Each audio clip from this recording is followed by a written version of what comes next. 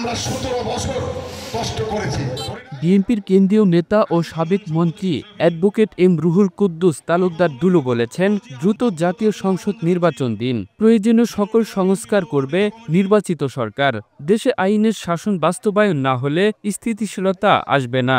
নির্বাচিত সরকার ছাড়া কোনোভাবেই স্থিতিশীলতা সম্ভব নয়। দুলু বলেন, দেশের মানুষ স্বপ্ন দেখেছিল রাষ্ট্র সংস্কার হবে, সরকারি অফিস আদালতে ঘুষ দুর্নীতি কমে যাবে, কিন্তু হয়েছে তার উল্টো।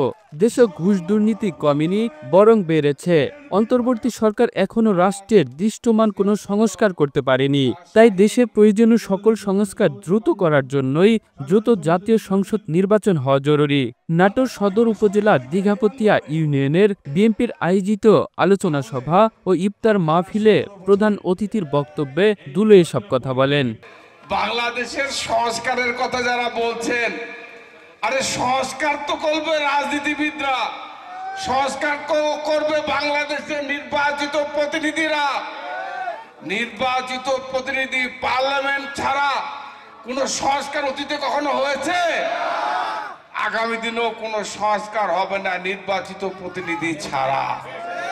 তাই আমরা বলতে চাই, দয়া করে এই সংস্কারের কথা বলে এই ভোট ডিসেম্বর জুন যে এই অমুক মাস তমুক মাস না করে নির্বাচন কমিশনার বলে দিয়েছে তারা প্রস্তুত আছে।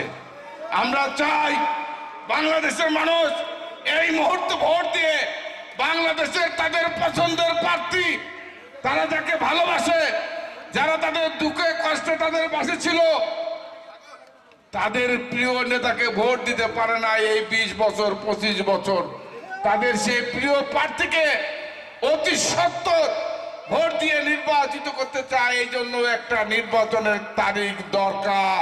দিঘাপতিয়া ইউনিয়ন বিএনপির সাবেক সভাপতি ও সাবেক চেয়ারম্যান আবুল কালাম আজাদের সভাপতিত্বে মাহফিলে আরও বক্তব্য রাখেন জেলা বিএনপির আহ্বায়ক রহিম নেওয়াজ, সদস্য সচিব আসাদুজ্জামান আসাদ, জেলা বিএনপির যুগ্ম আহ্বায়ক মুস্তাফিজুর রহমান শাহিন, সাইফুল ইসলাম আফতাব, জেলা যুবদল সভাপতি এহাই তালুকদার তালিম প্রমুখ।